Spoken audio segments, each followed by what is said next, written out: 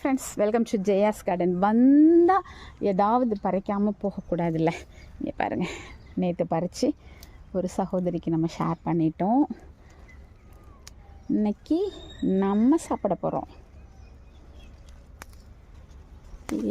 1 2 அங்கே ஒரு தீர்க்கால. அதாவதுங்க, நம்ம ஹைட்டுக்கு வளர்ந்தா நம்ம நமக்கு கண்ணுக்கு தெரியும், நம்ம பறித்து சாப்பிடுவோம்.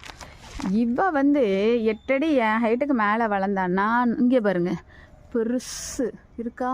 நான் இவளை பார்க்கவே இல்லை, தற்செயலாக பார்ப்போமான்னு வரேன். சரி, இதை பறிக்கணுன்னா நான் என்ன பண்ணணும்? கலர் ஒரு மாதிரி இருக்குது, என்ன வெண்டனே தெரியல. அது மாதிரி வலுவலுன்னு இருக்குதுங்க. பறிச்சு காமிக்கிறேன். பறிச்சாச்சு. இவ என்ன கலரில் இருக்கா, இவ என்ன கலரில் இருக்கான்னு பாருங்களேன். என்னன்னு தெரில, இது ஒரு வகை வெண்டையா எல்லாமே அப்படி தான் வருது. இது நோய் இருக்கிற மாதிரியும் தெரியல ஃப்ரெண்ட்ஸ். அப்போ இதுதான் அதனுடைய கலர் போல், வெள்ளை வெண்டைன்னு நினைக்கிறேன். ஒரு சகோதரன் நேற்று போட்டிருந்தாங்க, என்ன உங்கள் வீட்டு வெண்டைக்காய் செடியோட இலைகள் வாழை இலை மாதிரி பெருசு பெருசாக இருக்குது அப்படின்னு சொல்லி போட்டிருந்தாங்க. ஆமாங்க, உரமே போடாமல் ஏற்கனவே இருந்த மண் கலவையில் தன்னால் வளர்ந்த வெண்டை செடி. அவளே பாருங்கள், வாழை இலை மாதிரி தான் இருக்கா. உண்மையாக சொல்கிறேன். இந்த தேக்கு இலையிலலாம் கிரேப்ஸ் எல்லாம் மடக்கி கொடுப்பாங்களா, அந்த அளவுக்கு 1 கிலோ கிரேப்ஸ் அதில் மடக்கலாம், அந்த அளவுக்கு இருக்குதுங்க.